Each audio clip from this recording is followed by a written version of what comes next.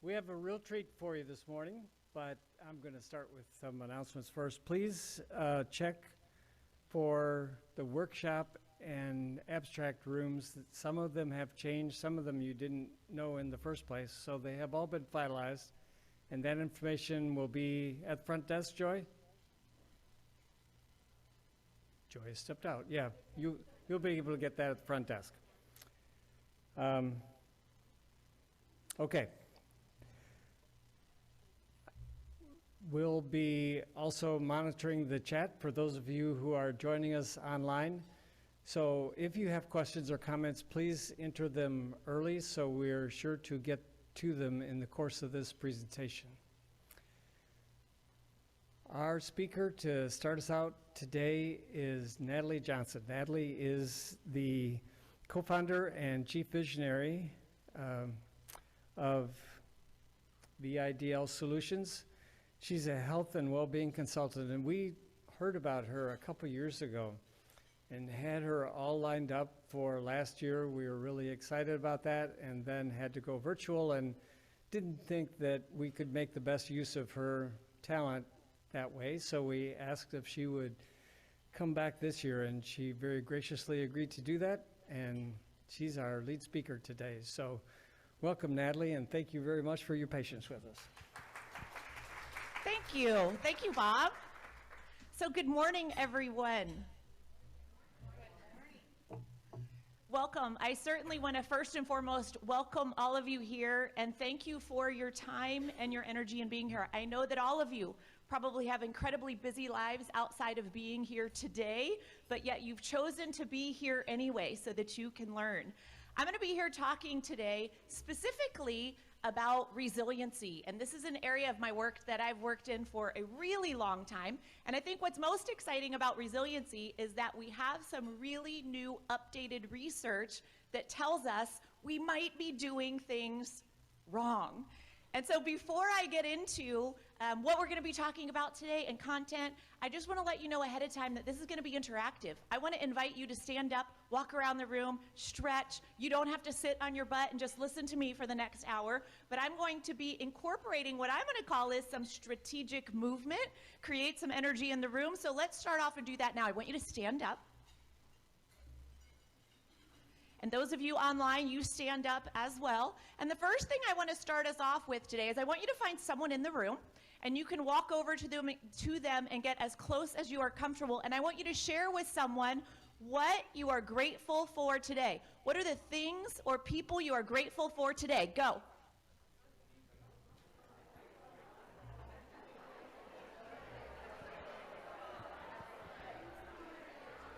This is a 1-minute activity.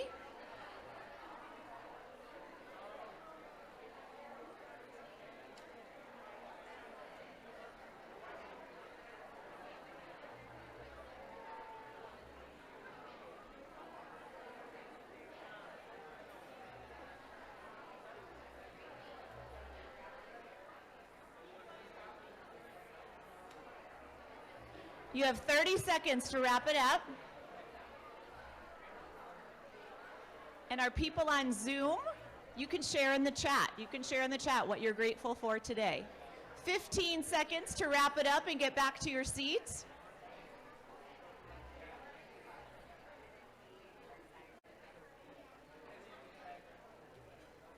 Five seconds. Oh, we're doing selfies and everything. And so just for this moment, I just want you to pay attention to you. How do you feel? When you're practicing gratitude, when you're talking about it, how do you feel? What kind of emotions come up for you?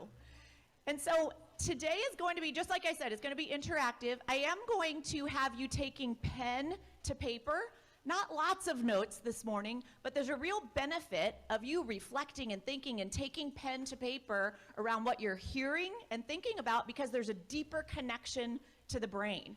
When you write with pen and paper, as opposed to typing or texting, you are more likely to remember what you wrote, and you are more likely to make change in your life. And so really, just briefly, I want to tell you a little bit about myself. Again, my name is Natalie Johnson, and I'm with VIDL Solutions. We are an agency that works with companies all over the world on what we like to call is organizational well-being. And organizational well-being has three components: individual well-being of people, team performance, and courageous leadership.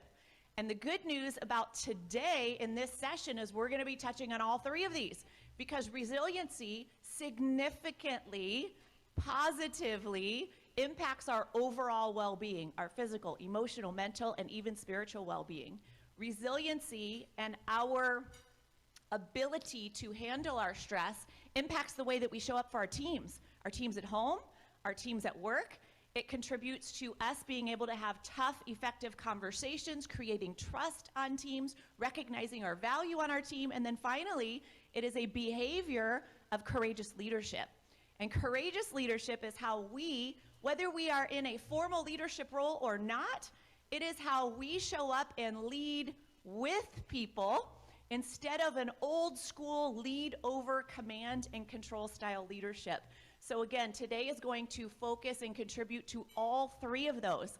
Now, my background originally is in human performance. When I first, many, many years ago, graduated from college, I originally worked with athletes. I worked with athletes on how they could create really, really high performance and sustain that high performance. Specifically, how they could sustain high performance when times got really stressful. So there's lots of things that you can do with athletes around exercise and nutrition and psychology and mindset. And one of the things that I noticed almost immediately in my career was all these things that I'm helping athletes do work for everyone else as well.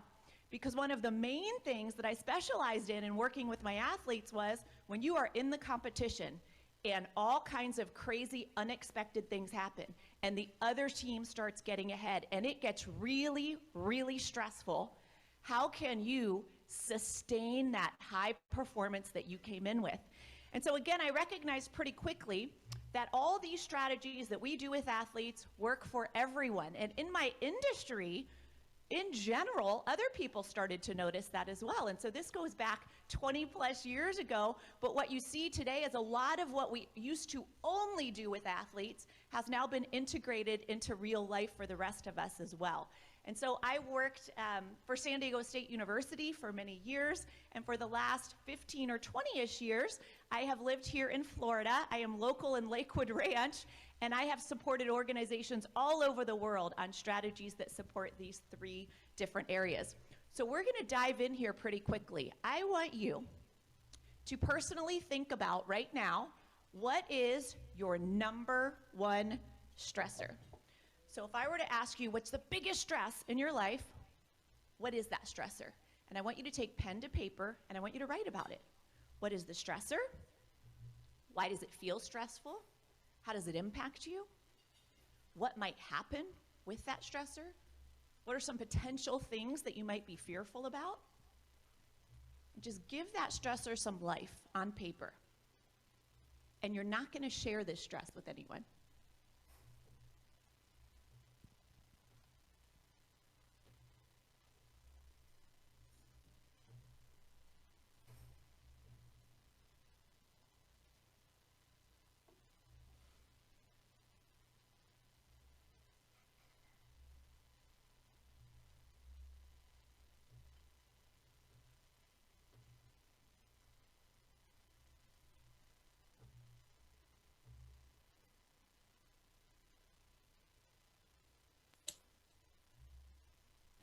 Give you about 30 more seconds.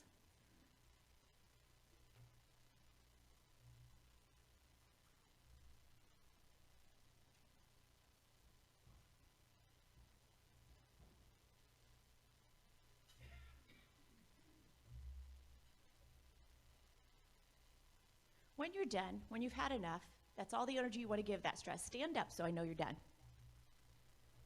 Again, I told you I'm going to keep you moving.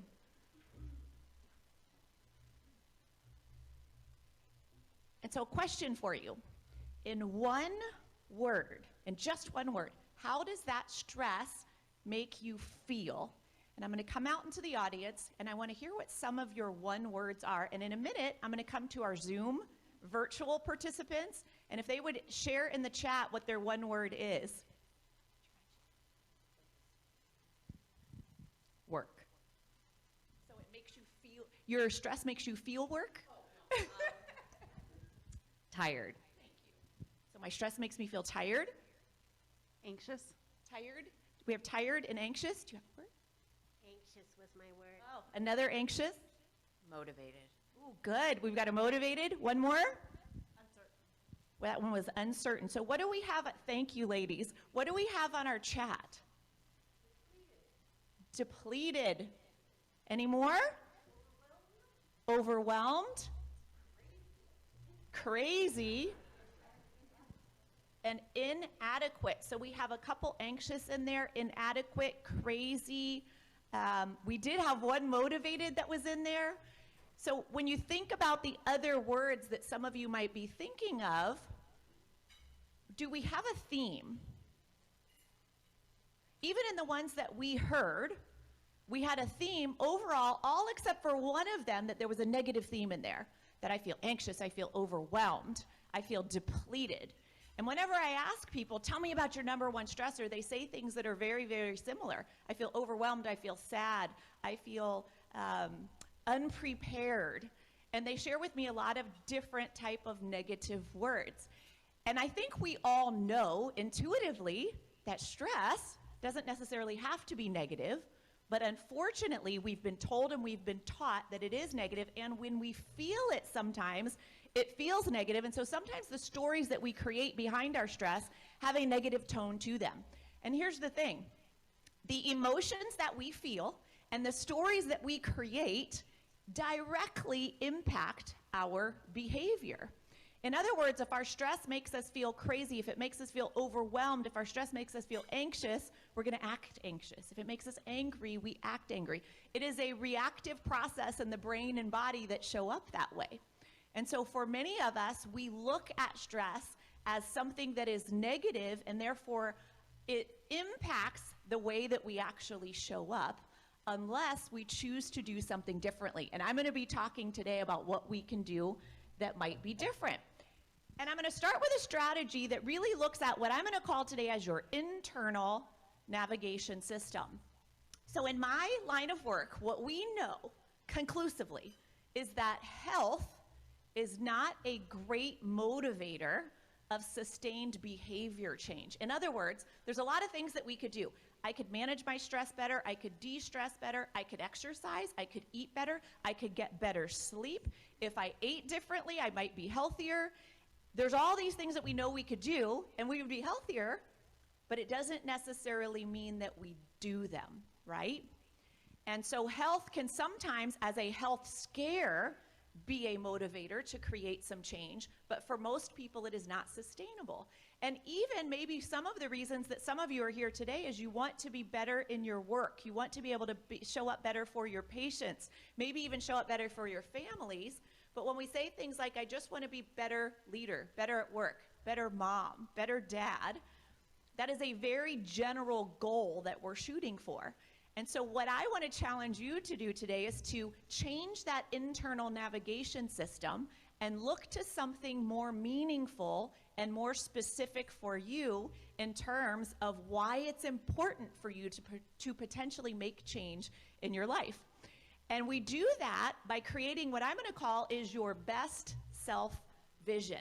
So creating clarity on the destination of where you want to go, of how you want to show up when times get really tough, when you are experiencing really hard things at work and there's a pandemic and your kids are home from school and all kinds of unexpected things are happening all the time, which sounds very familiar to us today.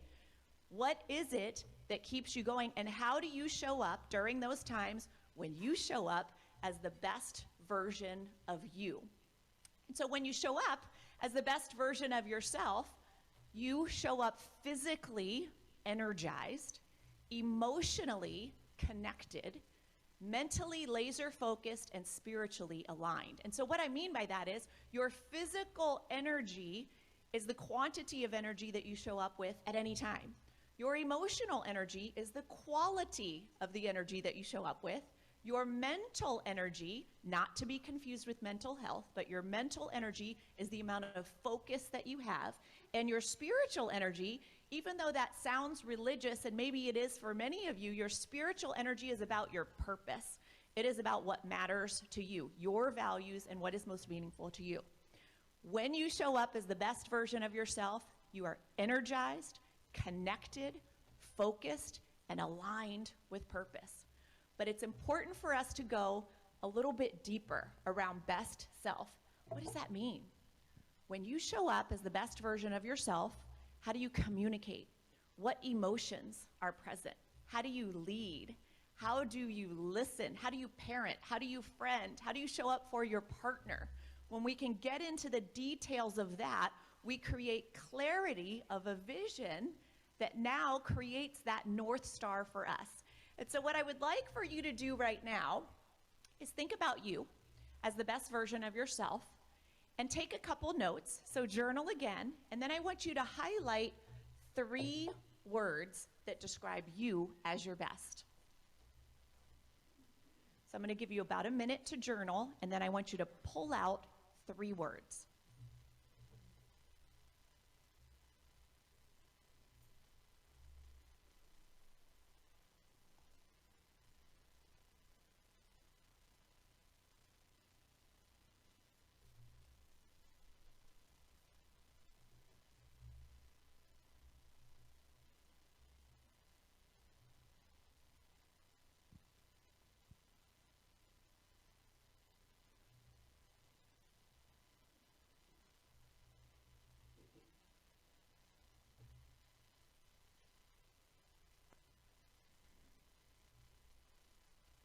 And when you're done, when you have your 3 words, stand up in the room so that I know you're done.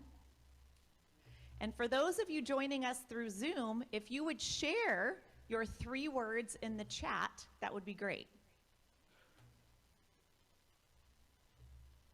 So I'm going to give you about 30 seconds to finish up.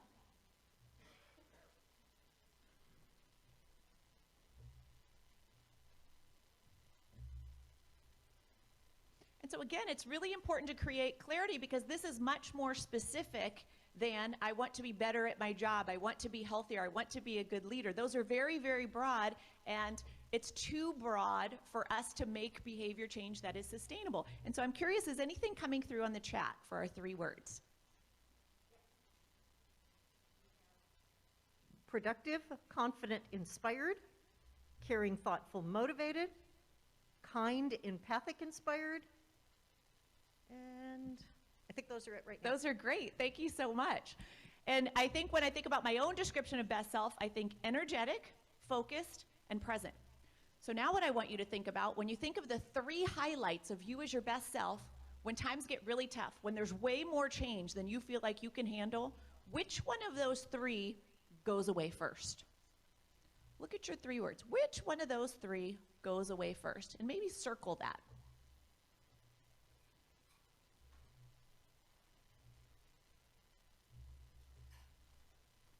And so for me, with my energized, focused, and present, it's always present that goes away first. In other words, I start to notice when best self starts going away because I'm overwhelmed, because I haven't taken recovery, because there's just too much happening, I start thinking about what ifs, what's going to happen in the future. I start looking ahead. I'm no longer in the present moment. Because presence goes away and I'm no longer in the present moment, now I'm unfocused too. And although for me, I still have energy, it is unfocused, crazy energy, and I talk too fast and I start stumbling all over my words, and then best self is no longer present. So it's important to identify, when best self is present and when best self isn't. And one of the reasons that it's really important, again, to create a best self vision is because once you create clarity on your best, you notice much, much sooner when you are showing up and it's not your best. When best self doesn't show up, it now becomes really more obvious. And so one more question for you, and you can sit down or stand, whatever you're most comfortable doing. Over the last year, what percentage of time has that best self shown up in your life? Over the last year. And just give yourself a percentage.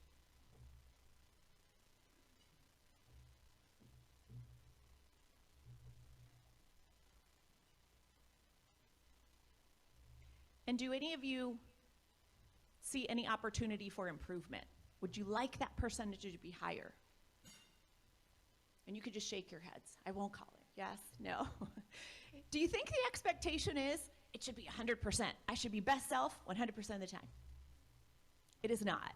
Not only is it unrealistic that we would show up energized, connected, focused, driven with purpose 100% of the time, but here's the truth. There are people and things in our life that don't deserve best self, and there are people and things in our life that do. And so I want you to focus on the people and things in your life that do deserve best self. Who are those people and things in your life that deserve best self? And who are maybe those people and things in your life that don't? Now, that doesn't mean show up as worst self for them. What it means is there's probably people and things in your life that are getting your time, getting your energy, and maybe they don't deserve it. Maybe by identifying what best self vision looks like and who deserves best self from you, it can help you with also creating some boundaries in your life of where you choose to spend your time and your energy. And so this activity of identifying best self really creates now this North Star for us. It is a North Star of this is me as my best, and these are the people and things that deserve it. So as we go through a couple strategies today, and even as you learn other things in your life around behavior change, if you can keep this in mind, how could this behavior support me in being best self more often? Better yet, how could this behavior change, how could eating better, exercising, sleeping better, being better at managing my stress, how can that support me as showing up for best self for my patients, for my children, for my partner? That is more meaningful and more specific to us. And so our best self vision is a vision of purpose. In other words, your best self vision is what I like to call a behavioral manifestation of purpose, which means when you show up as the best version of yourself, that is you living with purpose. And this is a strategy of resilience. When we can remember what's meaningful for us, how we want to show up, and for who, it is those thoughts that can carry us through some of the harder things that happen in our life.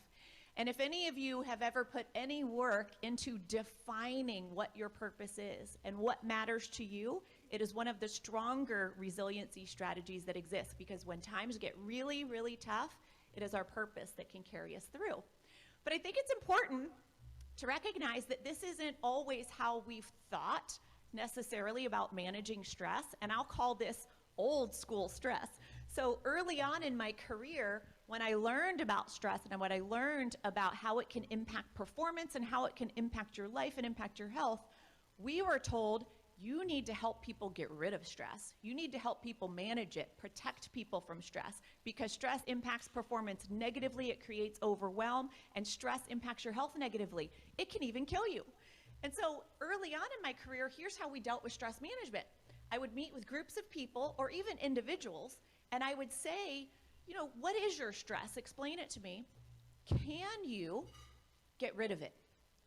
Do you have the ability to get rid of your stress? And surprising to me, about 50% of people said yes. Yes, actually, now that I think about it, now that I pause to think, there are ways that I can get rid of some of the stress. The other 50% of people said no, I have no control over it. And so in those situations, the way that we helped people was we said, well, when you're not in it, when you're not in the stress, when you're not feeling overwhelmed, we want you to kind of come over here and practice some other things like deep breathing and meditation and exercising. So it was this approach of stress is bad, we're going to compartmentalize it over here, and then we're going to come over here and do these things to help us create calm and better breathing, and we're going to hopefully be healthier. And what we learned from that is that it didn't work. It did not work. Even though people had the ability to create calm in the moment, long term, it wasn't helping people to become more resilient to change, more resilient to overwhelm, and significant things that happened in their life. And so the good news is we now know better. We now know from research and from studying the brain that stress isn't necessarily negative at all. And we heard a little bit about that with someone who said that their stress, in their one word, it made them feel motivated. And so what has the biggest impact on how stress impacts our health, our performance, and our well-being is the story we're telling ourselves about it. And so just in case you aren't familiar with the physiological response to stress. I'm seeing as I'm standing up here, by the way, there's all kinds of funky things happening on my slide with the spelling and the spacing. So hopefully that's supposed to say our physiological response to stress. And so here's the thing. We have the ability to manage stress in a really effective way, in a way that enhances performance, in a way that contributes to better health. And here is how it's supposed to work. So if we go back to caveman days, and we're out hunting and we're gathering, and we are approached by a tiger, the stress response is triggered. So that is the sympathetic nervous system is fired. So increased heart rate, increased blood pressure, increased endorphin, stress hormones, serotonin, increase all of that.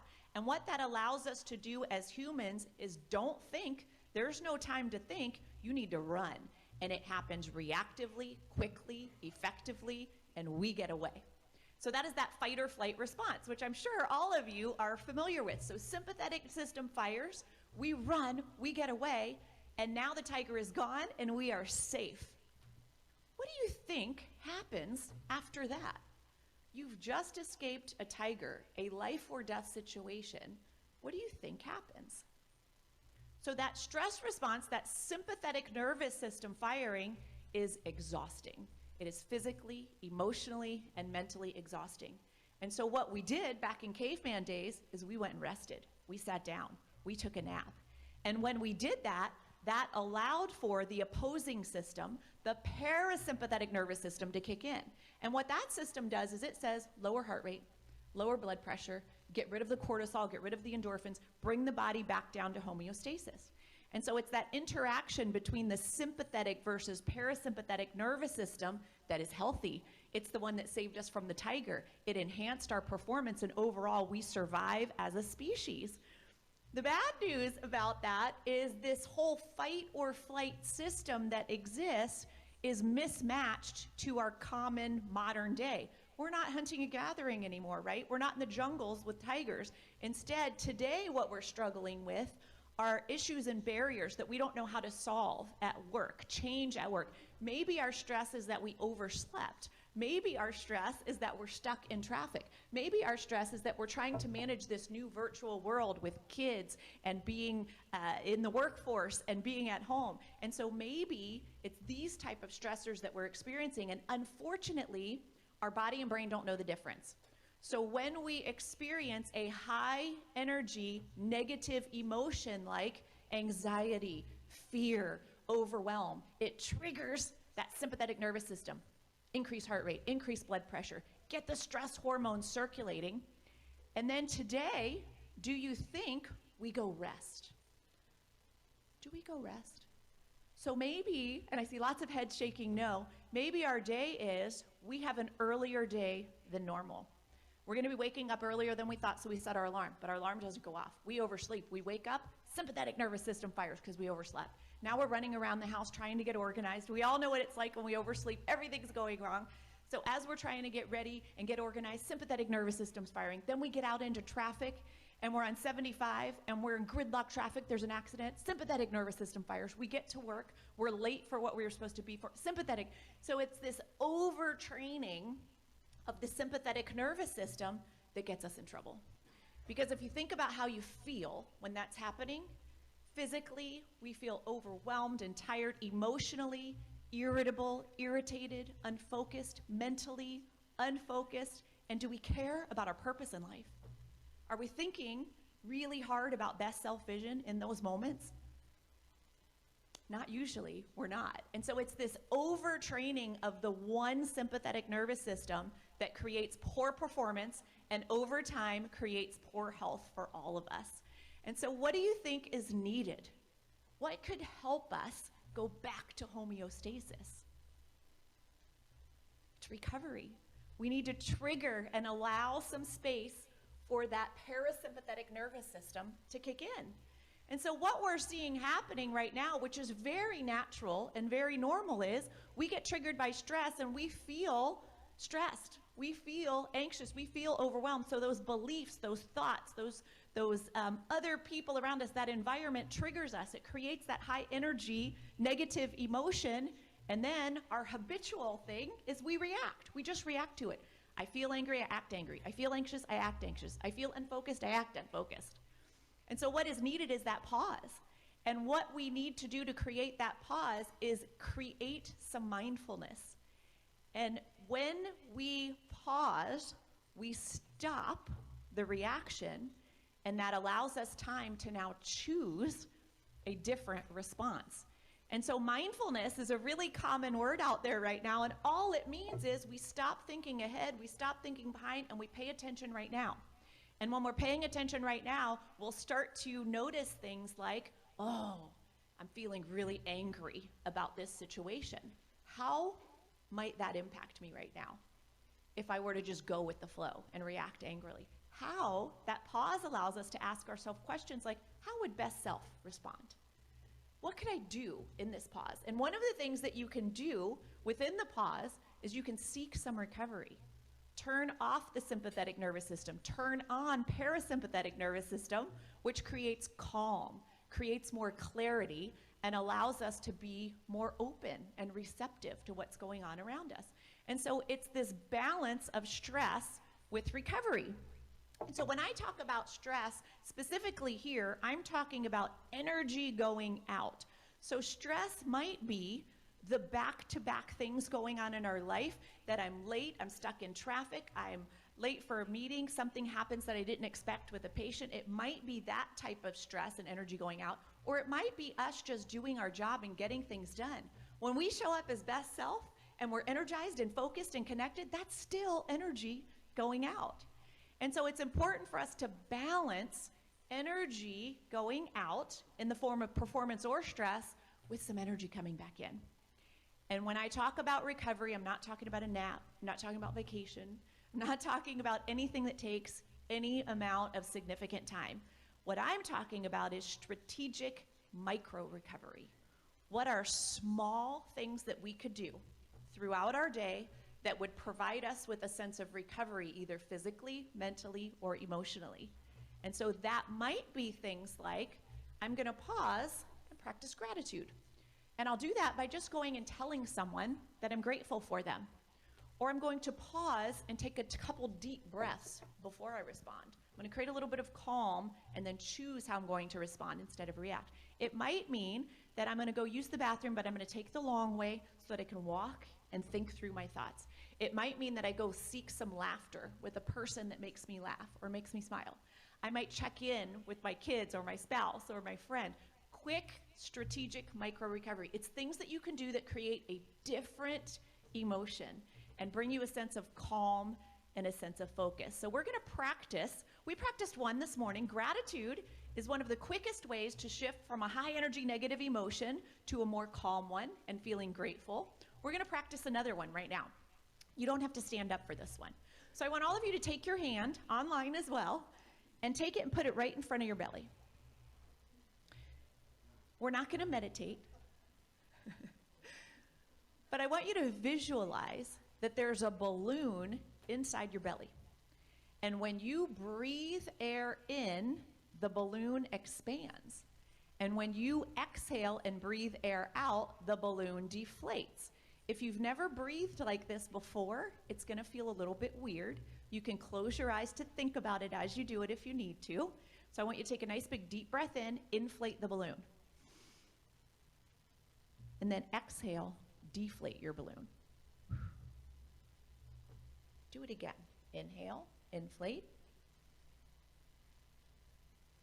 And exhale, deflate. I'm gonna be quiet. Continue breathing through the balloon.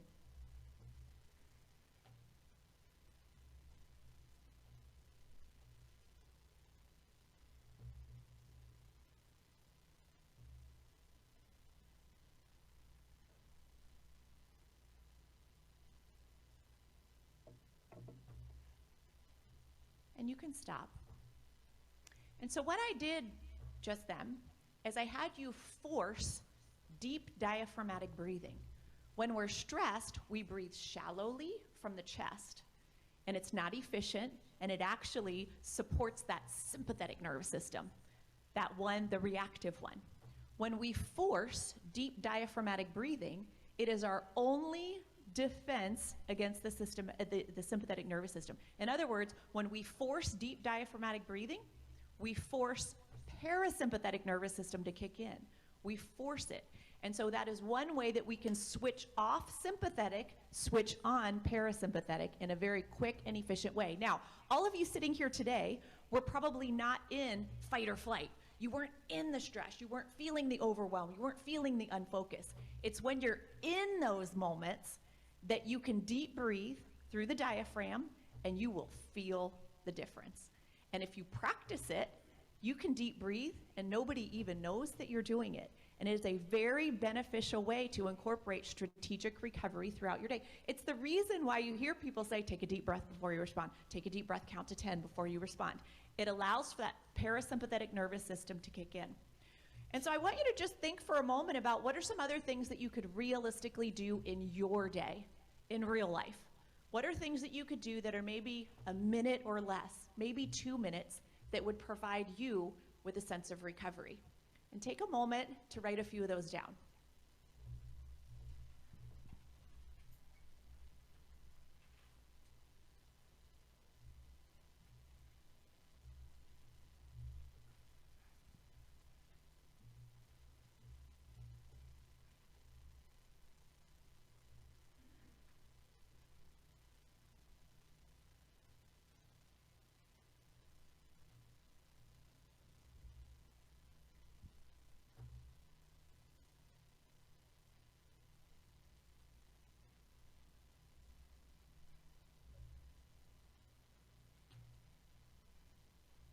And so I'll share a few with you that I've learned from working with different healthcare systems and even working with different organizations all over the world. We always think we don't have enough time for all of these things, but the reality is we just need a little bit of time. We don't really need that much time. It's a few seconds. It's things like, I had the opportunity to work with the Singapore healthcare system, and this is pre-COVID, and they were experiencing a tremendous amount of burnout. And some of the things that we were able to incorporate there that they said seemed so simple but were so valuable is they started doing things like every time you touch a doorknob, take a nice big deep cleansing breath in. They created a system where there was a person with a cart bringing around water and snacks to all of the nurses because they were finding their nurses were going way too long without drinking or eating, and so they had someone wheel around so they would pause, grab a snack, say thank you, practice gratitude, and move on. It's as simple as that. We also had people, I do a lot of work with critical care nurses and emergency room physicians and nurses, and some of the things that they do is that before they go into a really serious procedure and it's been busy and they're overwhelmed, they take a moment, they pause, and they all say one word, what's one thing you're grateful for today? Or let's share right now together, what is an emotion you're feeling right now? And just that act of sharing, that I feel overwhelmed right now, I feel nervous, I feel anxious, creates connection and a sense of recovery in that room. Being able to ask people, how can I support you? How can I help you out? And in healthcare, I see that a lot, where people are starting to help each other. We're recognizing and noticing that we're becoming overwhelmed. So just asking someone, how can I help? And even if there's nothing that they could really do that would help, it's just that connection that provides you with a sense of recovery. Again, go to use the restroom, and while you're in there, take a couple deep breaths in. For me, I generally work out of an airplane and in airports, but through COVID, I've transitioned a lot to home, and so some of my recovery strategies are, I just go pet my cute dog for a couple minutes. I take my dog out. I go check the mail. I drink lots of water, which then requires that I have to leave and go to the bathroom every once in a while. I stand instead of sit periodically. And for those of you that are running around and really busy, what kind of physical recovery are you providing for yourself?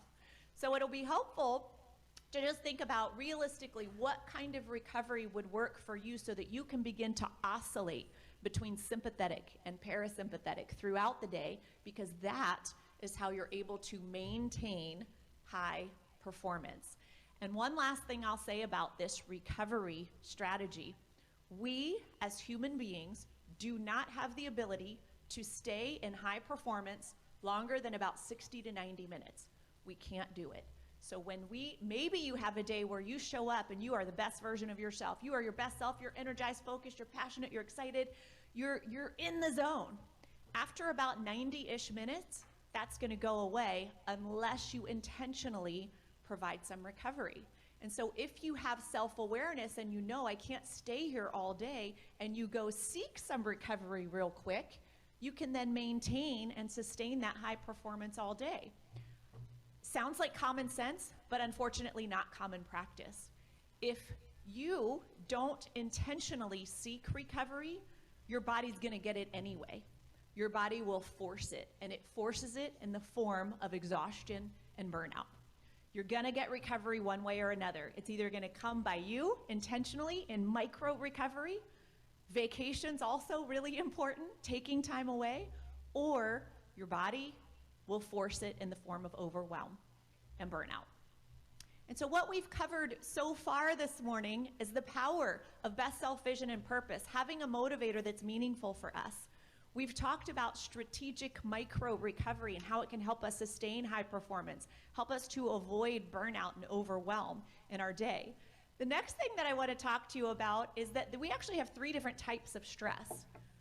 We have what's called normal stress, and it's exactly what it sounds like, normal. It's our day-to-day, it's our job duties, it's our house duties, it's what we deal with day to day. Our normal stress, our job, our roles, our responsibilities at home and at work, maintains resiliency. We don't get more resilient, we don't get less. It maintains our resiliency capacity unless you don't get recovery. Something happens to that normal stress when you don't get recovery, and I'm going to talk about that here in a minute. So normal stress maintains resiliency capacity, normal day-to-day duties. Training stress is different. Training stress is stress that we bring in on purpose in order to grow. We need stress in order to grow. We need stress in order to be resilient. So training stress might be something like, I'm going to on purpose go to the gym and work out cardiovascularly and lift weights. That's intentional stress on the heart and on the muscles, and we do it intentionally because we want them to grow in capacity and get better. Or it could be emotional stress. So we might do something crazy like take on more roles and responsibilities at work. We're already overwhelmed, but we're going to take on more. And we do that because we want to learn, we want to grow in capacity. So it's almost like we're bringing in this intentional stress so that we can get better. It helps us grow in resiliency. We might do something like, a great example that I love that is common with lots of people is they're scared of public speaking. I don't want to do public speaking. I feel nervous. I feel scared. It makes me really anxious. How do you get better? You go do it, right? So you bring in more of that anxiety and that fear, and over time, as you introduce that training stress, you become calmer around public speaking. So training stress can also be, I'm going to increase my mental capacity. I want to become more focused on a specific area of my work, or maybe I want to become more focused in my life. The way you do that is you introduce something that's going to make you unfocused for a little while, but it will increase your capacity and you will learn. All of you here today, I am sure, have other things, other responsibilities, to-do lists, and things that you could be doing. Your to-do list is probably very, very long, and yet you chose to be here instead. You came here to learn. This is training stress. Increase your mental capacity. Spiritual training stress means I want to create more connection with the people and things that matter to me. That means I'm going to go out there and spend time and energy on volunteering, on spending time with my kids or my spouse or my family. That creates stress. It's more energy. It's more demands. But we do it anyway because we want to increase that connection. So training stress increases our resiliency capacity. We become more resilient. And then finally, the one we all know, the excessive stress, decreases our resiliency capacity. Excessive stress is the one that impacts us when we don't have any recovery in our day. In other words, normal stress with no recovery turns into excessive stress. So those are the days where your normal day now feels overwhelming because you haven't taken any breaks. Maybe you didn't sleep well the night before. Maybe you haven't been sleeping well for a while, but it's just one thing after the next, after the next, after next. And now normal day to day turns into excessive. And then we also have acute excessive stress, which are the one-time, big, tremendous, unexpected, stressful events in our life. Loss. Maybe we experience a loss at work, loss of a person, loss of a relationship, loss of a job. That is excessive stress, and it is tremendous, and that does not get better with strategic micro-recovery. In other words, when we experience big loss in our lives and really, really hard, unexpected things, a couple deep breaths isn't going to help us, right? We need what I like to call is more rehabilitative recovery. Those are the times when we need some time away. We need a true vacation. Sometimes we need a different job. I need to get away and take some rehabilitative recovery. And within that rehabilitative recovery, also incorporating some strategic micro recovery. Now, I share this with you because once you're able to identify that there are 3 types of stresses and you can name it in yourself, it helps you to identify what you can do next to be more resilient. Now, I'm going to be teaching another breakout session after this session today, and we're going to be diving deeper into all of this that I'm covering today, and we'll dive deeper into normal training and excessive stress and how we can apply some strategies that we've already learned so that we can be better. Our final strategy that I'm going to share with you this morning, originally for me, came from sports psychology, but I know in general comes from psychology and is used all the time. It is something that I call cognitive reframing. Cognitive reframing means that we create a different way of looking at a situation by creating a different meaning. In other words, a person's perception depends on the way in which they frame it. And I'm choosing today to introduce cognitive reframing to you just by sharing a story.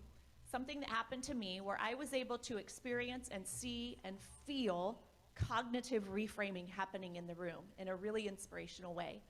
So as I mentioned, I live down in Lakewood Ranch, Bradenton area, and I do some work with different local clients. And I have worked with the Moffitt Cancer Center in the past by doing training for leaders and clinicians and different teams.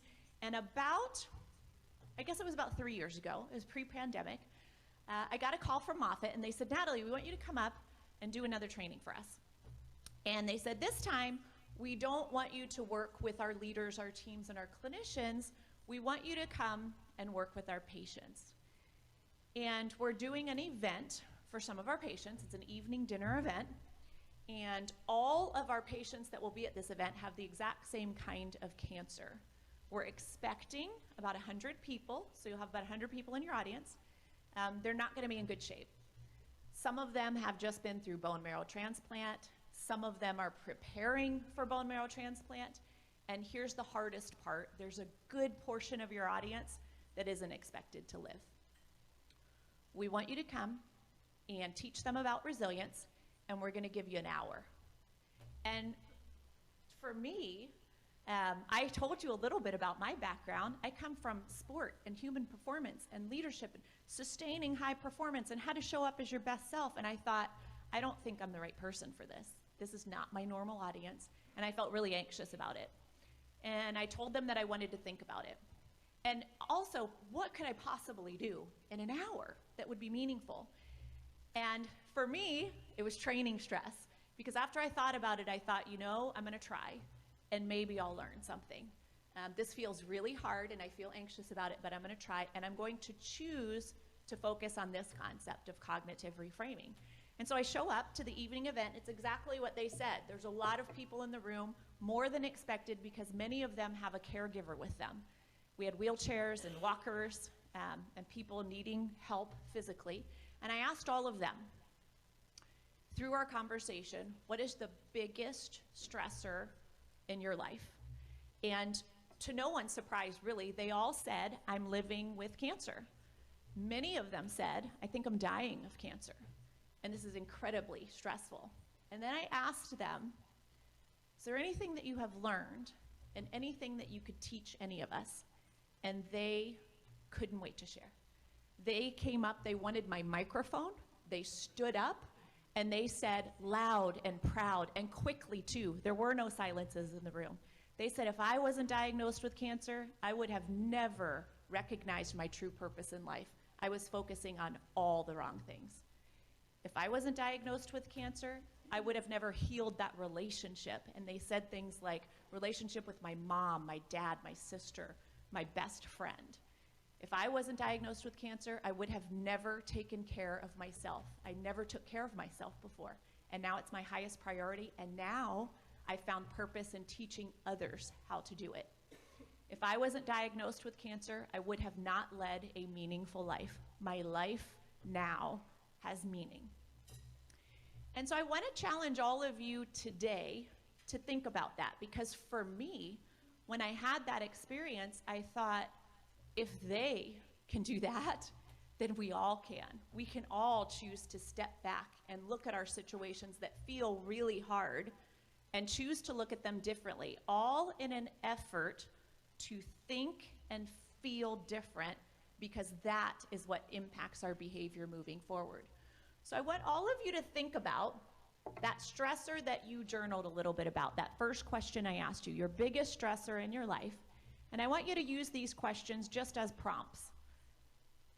You don't have to answer all of the questions, but you can just use them as prompts. And I want you to journal for a moment. Does that stress provide opportunity to learn?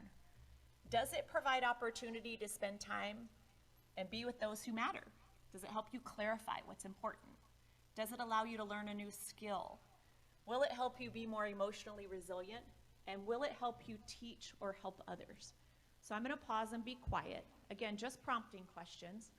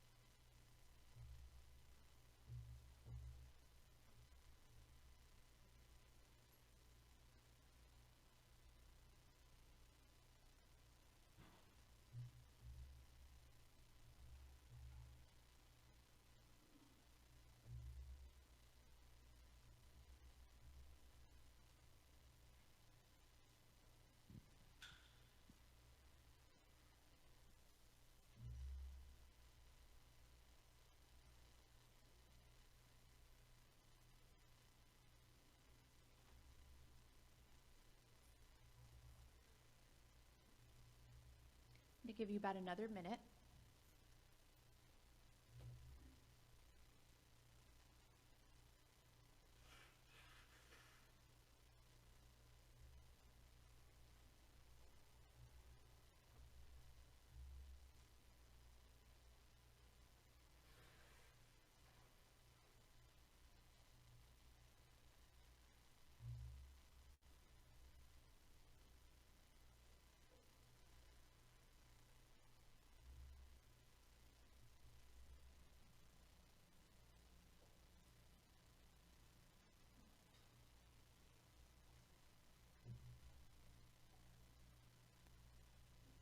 Once you're done, I want you to look down and reread what you just wrote, and in one word, how does this stress make you feel now?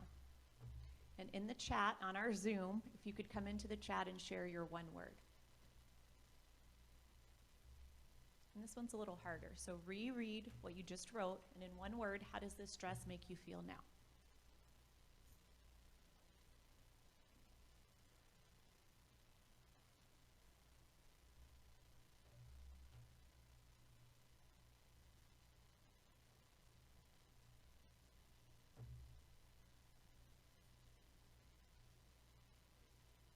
When you found your word, stand up so I know you have your word.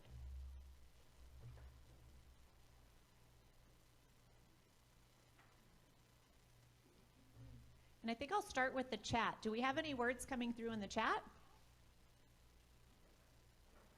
Hopeful, confident, purposeful.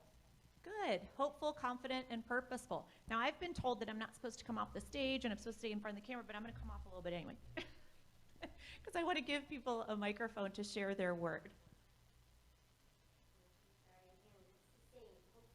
Hopeful. Tenacious. Determined. You were motivated before, right? You were motivated. I mixed them up. Yeah, so you were still motivated. Good. What was yours? Hopeful. Growth. How about a few more from over here? Energized. Safe. Empowered. And so here's the thing. Even in just hearing those words and repeating those words back into the microphone, it feels different to me. It feels different. Now, we didn't change the stress, right? The stress stayed the same. We did nothing. What we did today was we chose to step back and rethink how we're thinking about that stress. We took a step back and looked at it from a different angle. This is not about, oh, just think on the positive side, just be optimistic. This is us choosing to do something differently. This is us taking a step back and choosing to ask ourselves some questions so that we can then respond to the stress instead of react in a way that supports best self better. And so this, today, if we were to practice that back to back from what we did in the beginning to the end, it's about a 5 or 10 minute activity. So it takes a little bit of time, but I'll tell you what it takes more of.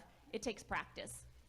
The reactivity that we have in response to stress is strong.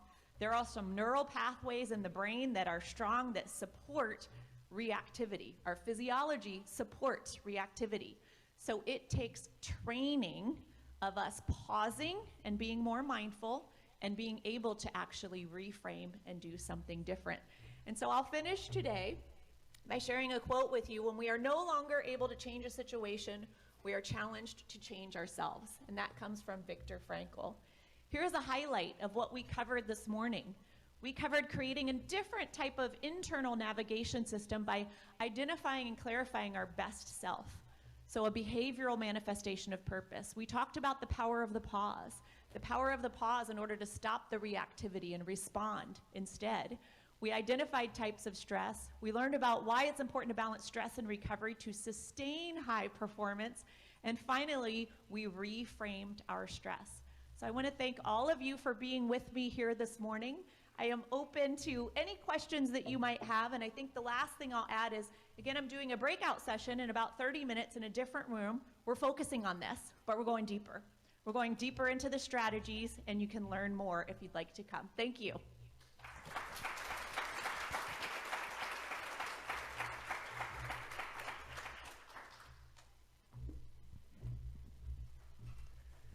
Thank you, Natalie. And I hope we have a big enough room for your breakout session, because I'm sure it's going to be popular. Okay, this room will be rearranged. We start the workshops, or the workshops, breakout sessions at 9:30. Thank you.